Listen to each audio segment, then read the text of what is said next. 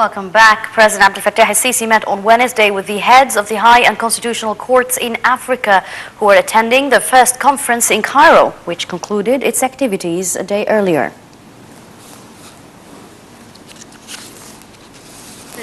احنا ليه مستمعين الهوا of high and constitutional courts in Africa on Wednesday.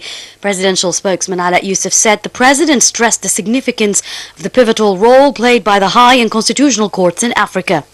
Al-Sisi confirmed that Egypt was open to Africa in the last years and was keen to bolster its ties with African states in various domains, emerging from its belief of the continent's united goal and destiny. He hailed Egypt's hosting of the first conference of the high and constitutional courts in Africa with the aim of consolidating the role played by the judicial authority in African communities, as well as enhancing cooperation and exchange of expertise between the high African courts in the judicial constitution field. The head of state reiterated that realizing the sustainable development in Africa requires achieving justice and promoting constitutional sovereignty, as well as respecting judicial verdicts. In this respect, President al-Sisi asserted that Egypt was keen to prioritize the state of law and institutions during the past 6 years through adopting serious procedures to guarantee achieving such target. He referred to the active role played by the constitutional courts in the democratic system, notably in light of their contribution in ending disputes among authorities and looking into the legality of laws, in addition to consolidating the right democratic rules and principles. A conference which brought together 25 heads of constitutional courts in Africa concluded its activities in Cairo on Tuesday. The event was organized by Egypt's Higher Constitutional Court in cooperation with Foreign Ministry's Agency for Cooperation for Development. Prime Minister Sharif Ismail headed on Wednesday the first cabinet meeting after the reshuffle, which includes 9 new portfolios. The new ministers discussed a number of economic, political, social and security files. The ministers tackled measures taken to provide better services for citizens and protect low-income brackets. The meeting also covered the effect of the retreat in dollar value and its positive effect on inflation. Al-Azhar Deputy Dr. Shuman and President of the Pontifical Council for Inter-Religious Dialogue, Cardinal Jean-Louis Taran, inaugurated meetings of the Joint Committee for Inter-Religious Dialogue at Al-Azhar headquarters. Shuman hailed cooperation with the Vatican in spreading moderate thinking, stressing on the role of Al-Azhar in this domain. He pointed out to Al-Azhar's cooperation with governments to combat poverty and illiteracy to protect youth from extremism. A forum is expected to take place under the title "The Role of Al-Azhar and the Vatican in Countering the Phenomena of Extremism and Violence in the Name of Religion." Minister of Defense General Subhi met on Wednesday with his Hungarian counterpart during his visit to Budapest. The two ministers discussed deepening bilateral relations and defense industry cooperation, as well as security policy issues, including the migration crisis and the fight against terrorism. They agreed to boost cooperation between the two countries. The ministers discussed issues of mutual concern and the latest developments on the regional and international arenas.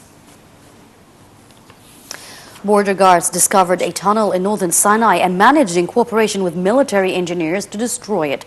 A statement said that law enforcement forces in the 3rd Field Army arrested 12 militants in Gabal el-Halal area in Sinai. The statement added that during the operation a large amount of drugs was seized. The world watched this morning the sun illuminating the statue of King Ramses II in his temple in the city of Abu Simbel, south of Aswan. This phenomenon comes twice a year on the 22nd of October, and this marks the date of birth of King Ramses. More details in the following report.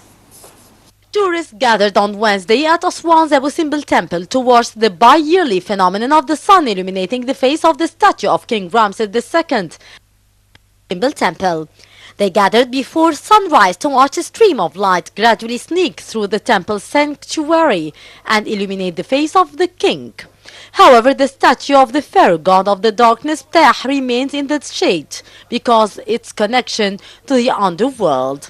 The 3,200-year-old solar alignment ceremony draws thousands of tourists who come to see the sun light up the ancient temple's dark inner chamber at dawn around 6:22 a.m. for nearly 20 minutes. The celebration was attended by foreign tourists and hundreds of Egyptians, as well as the ministers of Antiquities, Tourism and Culture. Antiquities Minister Khalid Al-Anani said that Wednesday's event had drawn 4,000 people, among them visitors from 20 countries. Over a dozen folklore troupes from across Egypt performed songs and dances with regional costume during the celebration. The spectacle at Abu Simbel is one of the most popular remnants of the pharaonic era.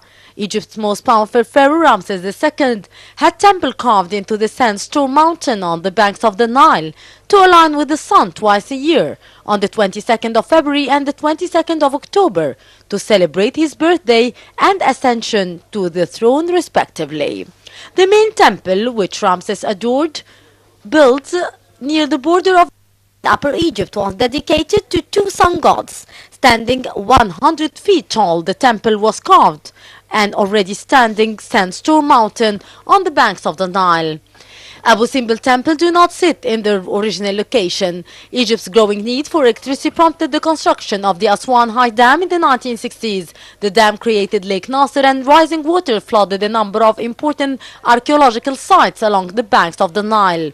Member of the UN Education, Science and Cultural Organization, the UNESCO's orchestrated the massive construction project that moved the temple back 690 feet to its present location. The only result of the move is that the days of the illumination have shifted one day, as it used to occur on the 21st of February and the 21st of October.